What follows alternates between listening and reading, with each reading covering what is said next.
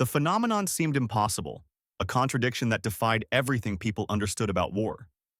During daylight hours, they fought each other with lethal intent, trading fire across no man's land, attacking positions, trying to kill one another. But when darkness fell, the same men who had been enemies hours before would meet in secret, share cigarettes and food, exchange information, and help each other survive.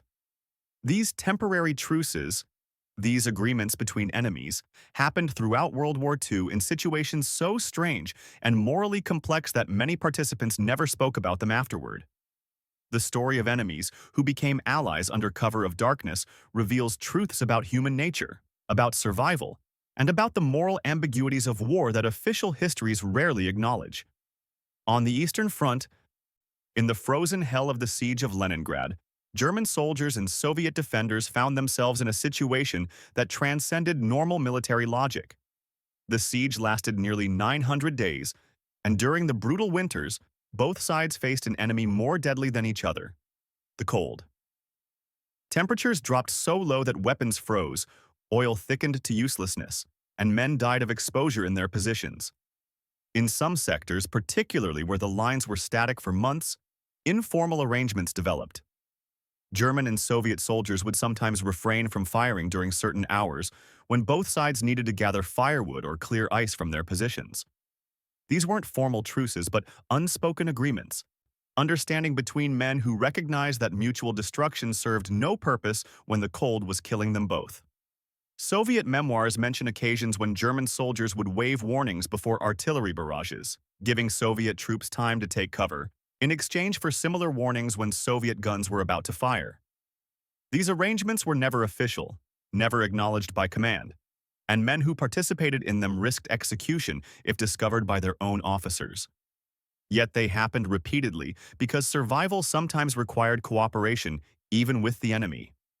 In the desperate winter of 1941 to 1942, when Leningrad was starving and freezing, some frontline positions saw both German and Soviet soldiers so weakened by hunger and cold that neither side could mount effective attacks. In these sectors, the war became almost suspended, with both sides simply trying to survive until spring. Soldiers would sometimes leave food packages in neutral areas, knowing the enemy would find them, because the alternative was watching men starve to death 50 meters away. This was not officially sanctioned mercy, but human beings unable to completely dehumanize other human beings, even in the context of the most brutal siege in history. The winter conditions created situations where helping the enemy was sometimes the only moral choice available. When soldiers from either side became lost in blizzards and stumbled into enemy positions near death from hypothermia, they were sometimes given shelter and warmth before being taken prisoner. Officers who discovered such arrangements usually punished those involved. But the punishments were often light because the officers themselves understood that in such extreme conditions, certain rules of humanity had to supersede military regulations. The Eastern Front was characterized by extreme brutality, by war crimes on both sides, by ideological hatred that encouraged seeing the enemy as subhuman. Yet even there, in the worst conditions of the entire war, moments of cooperation and recognition of shared humanity occurred. In North Africa, the desert created its own rules that superseded military regulations. British and German forces fighting across vast expanses of sand and rock encountered situations where helping the enemy was simply the human thing to do. The desert was merciless, killing men through heat, thirst, and exposure far more efficiently than combat did. When vehicles broke down miles from any base, when men became separated from their units during sandstorms, when water supplies ran out, the desert became the common enemy. There are documented cases of British patrols finding stranded German soldiers near death from thirst and taking them prisoner while also saving their lives with water and medical attention. German units did the same for stranded British soldiers. These weren't acts of military mercy, but recognition that in the desert, leaving men to die of thirst was something that soldiers on both sides found morally unacceptable, regardless of which uniform those men wore. The Afrika Korps and the British 8th Army developed a strange respect for each other, treating prisoners well and sometimes engaging in temporary local truces to recover wounded from no man's land. Rommel himself was known for his relatively humane treatment of prisoners, and British commanders often reciprocated. The Desert War, despite its violence, had moments of humanity that seem almost impossible when viewed through the lens of total war ideology. Medical personnel on both sides sometimes worked together when mass casualty events overwhelmed one side's medical capabilities. After major battles, German and British medical officers would sometimes meet under flags of truce to coordinate the treatment and evacuation of wounded, sharing medical supplies and expertise. These meetings were officially about prisoners of war and wounded treatment, but they also created personal relationships between enemy officers who came to respect each other professionally.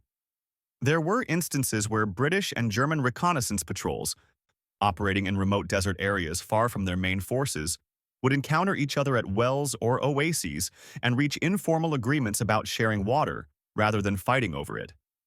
Both sides needed water desperately, and a firefight that contaminated or destroyed a water source would kill everyone involved. So they would sometimes take turns accessing water, maintaining weapons ready but not firing, each side understanding that mutual destruction over water made no tactical sense. These arrangements were never reported to higher command because both sides knew they would be ordered to fight regardless of the practical situation. The desert also created situations where enemy forces would cooperate against common threats. Sandstorms were deadly to both sides, and there are accounts of British and German troops taking shelter in the same locations during the worst storms, maintaining a wary truce until the storm passed because fighting in zero visibility benefited no one. The heat could be as deadly as the cold of the Eastern Front, and soldiers from both sides occasionally left water containers in areas where they knew enemy patrols operated, marked in ways that indicated they were safe to drink. This was not official policy, but individual acts of humanity from men who understood what thirst in the desert meant. In Italy, after the Italian government switched sides in 1943, situations arose where Italian soldiers who had been fighting for the Axis found themselves working with Allied forces against the Germans who had been their allies. But even before the formal Italian surrender, there were instances of Italian units and Allied forces reaching informal accommodations. Italian coastal defense units, for example, sometimes provided warning of German movements to Allied intelligence in exchange for promises that certain areas would not be bombed. These arrangements were motivated partly by the recognition that Italy was losing the war and partly by the desire of Italian soldiers to protect their own communities from destruction. When Italy officially changed sides, the transition was not smooth or simple. Some Italian units fought fiercely for the new Allied cause. Others tried to remain neutral. Still others continued fighting for the Germans out of ideology or fear.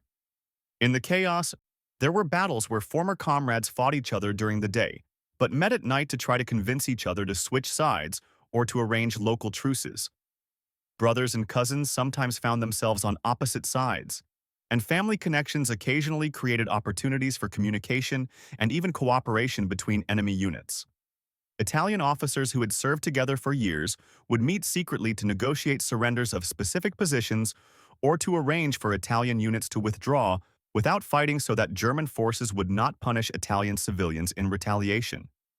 The Italian campaign saw numerous instances where German and Allied forces reached temporary local accommodations. In mountainous terrain where both sides occupied positions that could not be easily attacked, informal truces sometimes developed where neither side would fire during certain hours when soldiers needed to bring up supplies or evacuate wounded on difficult mountain paths. These arrangements were tactical and temporary, but they reveal how soldiers on the ground often made practical decisions that higher command would never have authorized. The Italian civilian population sometimes facilitated these arrangements, carrying messages between enemy commanders or providing neutral ground where meetings could occur.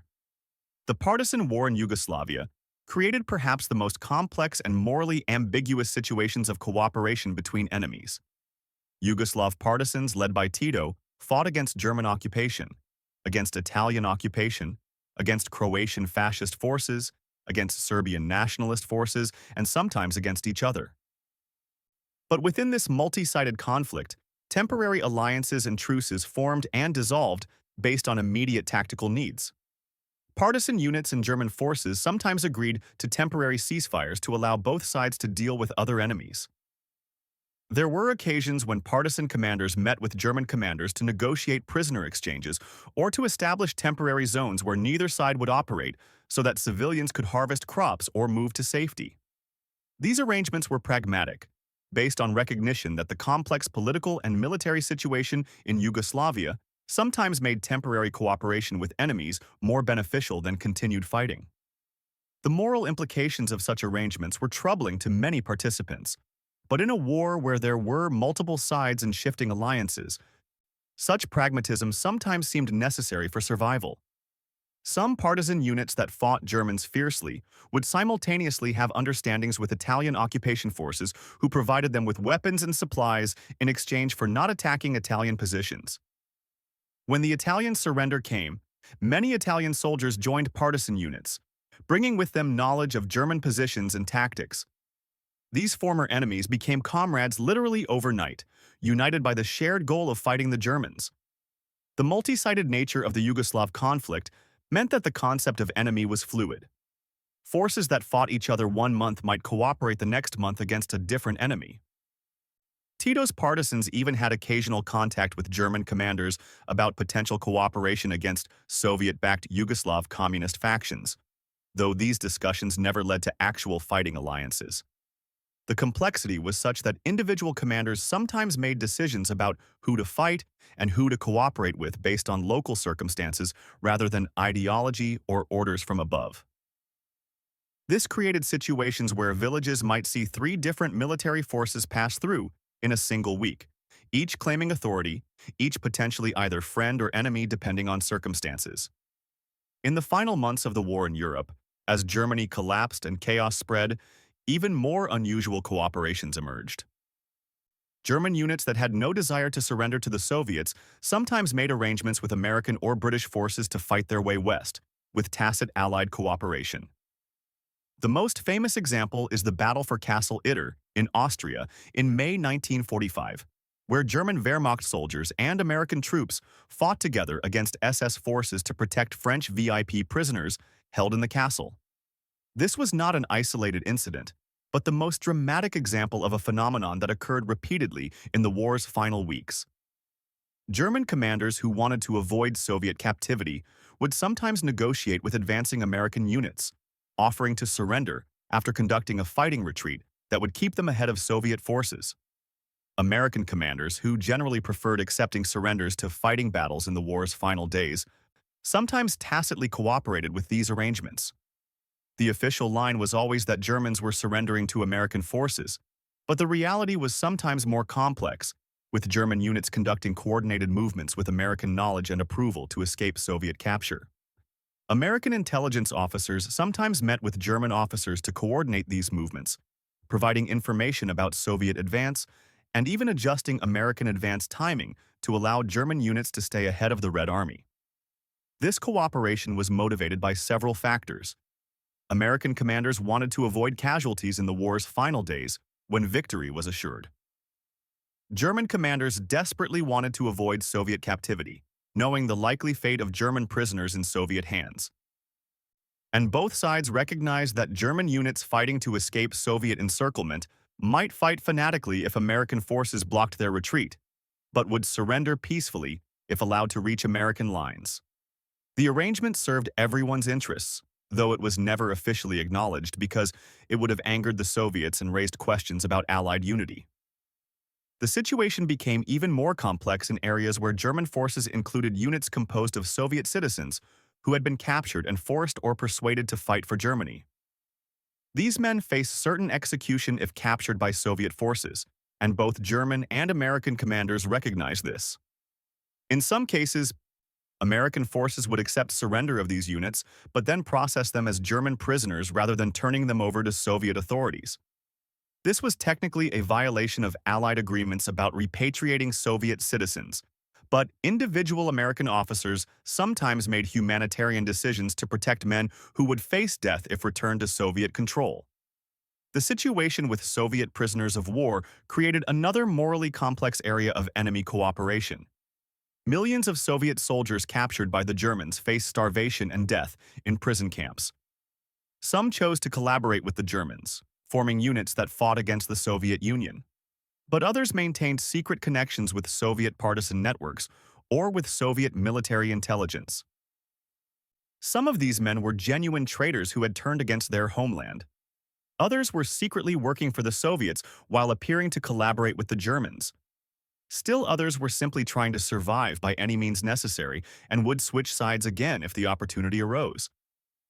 The moral judgments about these men are complicated. Were they traitors who deserved the execution many received when the war ended? Or were they men placed in impossible situations who made survival choices that are easy to condemn only from the safety of peacetime? The line between collaboration and survival was often unclear, and the nighttime meetings between some of these collaborator units and Soviet partisans suggest that the reality was far more complex than simple categories of loyalty and betrayal can capture.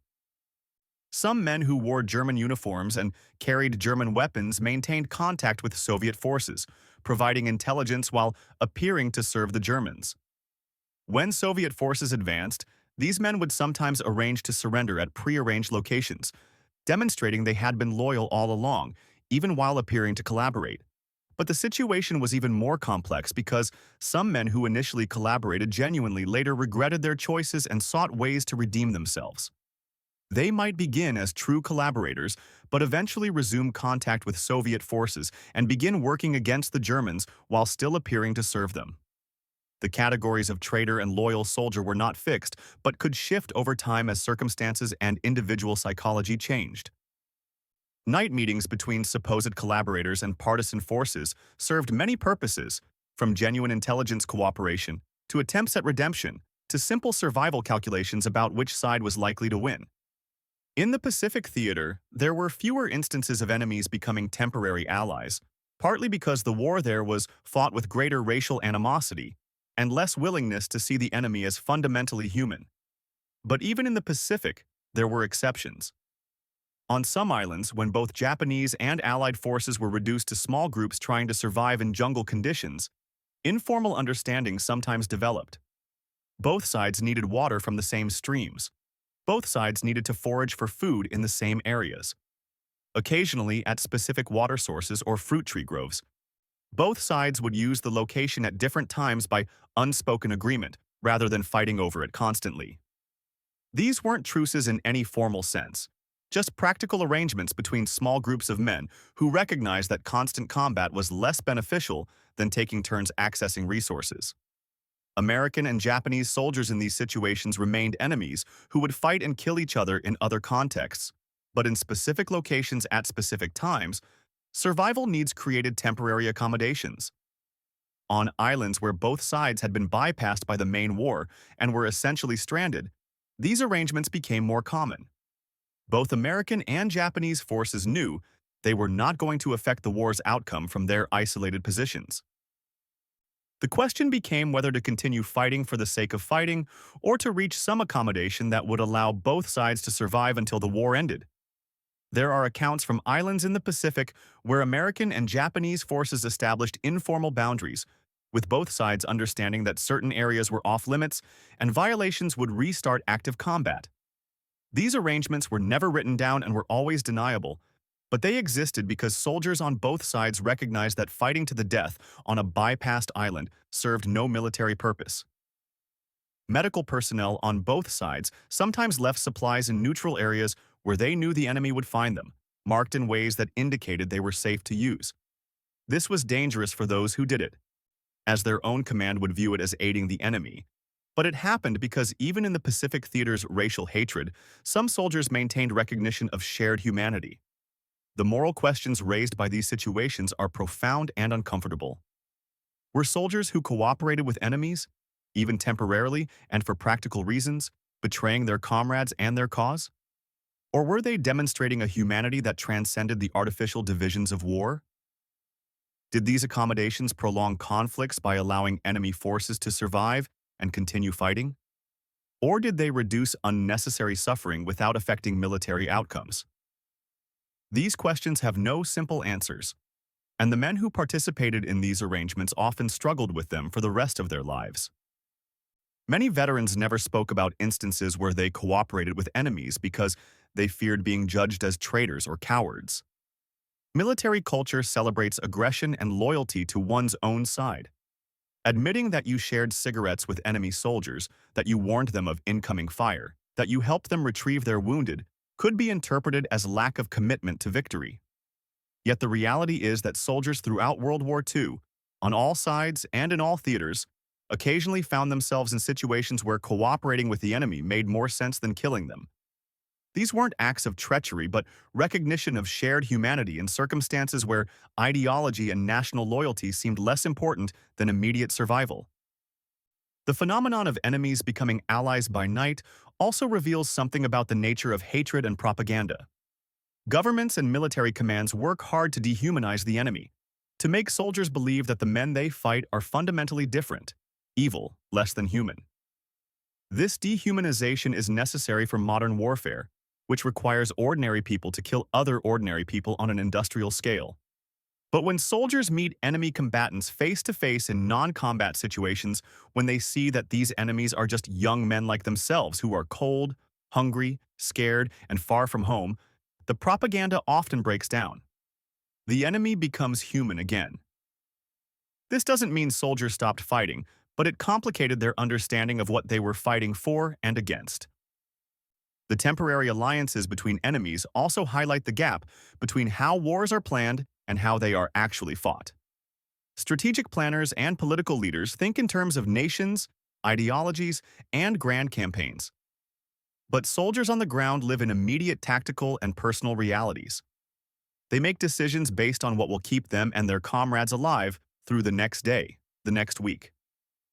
Sometimes those decisions involve cooperation with people who are officially enemies because the situation on the ground makes such cooperation the rational choice. Military history often ignores or downplays these instances because they don't fit the narrative of total war and absolute enmity, but they were real and they mattered to the men who experienced them. There is also the question of whether these temporary cooperations affected the war's outcome. Did they prolong the conflict by allowing enemy forces to survive when they might otherwise have been destroyed? Or did they shorten the war by reducing the intensity of fighting in certain sectors and making surrender more acceptable when defeat became inevitable? The answer probably varies depending on the specific situation. In some cases, treating prisoners humanely and having a reputation for respecting truces probably made enemy soldiers more willing to surrender rather than fight to the death, which would have saved lives on both sides and potentially shortened campaigns. In other cases, allowing enemy forces to retreat or regroup through tacit cooperation probably did extend the fighting. The overall impact is impossible to calculate, but it's clear that these accommodations between enemies were significant enough that they deserve recognition in understanding how the war was actually fought, as opposed to how official histories present it. The story of enemies who became allies by night is fundamentally a story about humanity persisting even in the most inhumane circumstances. It's about soldiers who could kill each other during the day, but recognized something human in their enemies when darkness fell and immediate combat pressures eased. It's about the gap between how wars are supposed to be fought according to ideology and strategy, and how they are actually fought by human beings who have to live with the immediate consequences of their choices. These were not heroes in the traditional sense, and not villains either. They were men caught in impossible situations who made complicated choices that defy simple moral judgment. The fact that many participants never spoke about these experiences suggests the moral complexity they felt. They had done things that could be seen as helping the enemy, as betraying their comrades, as failing in their duty. Yet they had also acted with humanity and compassion in circumstances that encouraged brutality and hatred. They had recognized that the men they fought were human beings like themselves, which made it harder to maintain the psychological distance that makes killing possible. Living with these contradictions was often more difficult than living with the straightforward traumas of combat. Veterans who had killed in battle could process that trauma within the framework of duty and necessity. But veterans who had helped enemies, who had cooperated with them, who had seen them as human, struggled to fit those experiences into acceptable narratives about war. World War II is remembered as a clear moral conflict, a battle between good and evil, where the sides were obvious and the cause was just. But the reality experienced by soldiers was often far more ambiguous. The enemies they fought were sometimes allies by night. The lines between collaboration and survival, between humanity and betrayal, between doing what was right and doing what was necessary were often blurred beyond recognition. Understanding these complexities doesn't diminish the importance of fighting and winning the war against fascism, but it does remind us that war is fought by human beings who bring their humanity with them into even the most inhumane situations, and that sometimes that humanity expresses itself in ways that official histories prefer to ignore. These nighttime cooperations between enemies also raise questions about the nature of loyalty and duty. Were soldiers who maintained their humanity toward enemies less loyal to their own side? Or were they demonstrating a higher loyalty to human values that transcended national boundaries? Military organizations demand absolute loyalty to the group, to the mission, to the nation. But individual soldiers sometimes found themselves in situations where absolute loyalty seemed to conflict with basic human decency. The choice between following orders to show no mercy and extending mercy to suffering enemies was a choice between different forms of loyalty, to military duty or to shared humanity. Most soldiers who chose humanity over strict military duty did so quietly, never speaking about it, carrying the moral ambiguity in silence for the rest of their lives.